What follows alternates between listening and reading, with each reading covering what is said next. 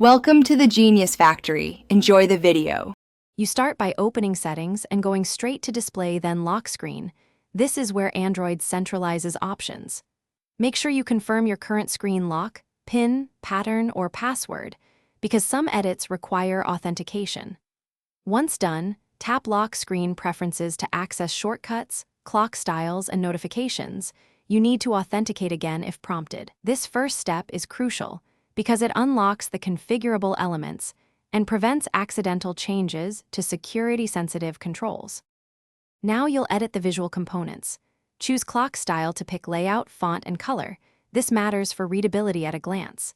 Then select wallpaper and choose static, live, or a specific photo.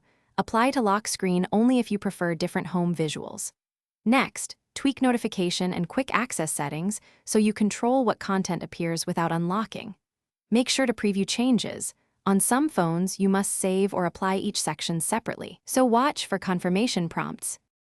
Finish by configuring advanced options like Smart Lock, Always on Display, or gestures such as double tap to wake. These affect convenience and battery, so balance them.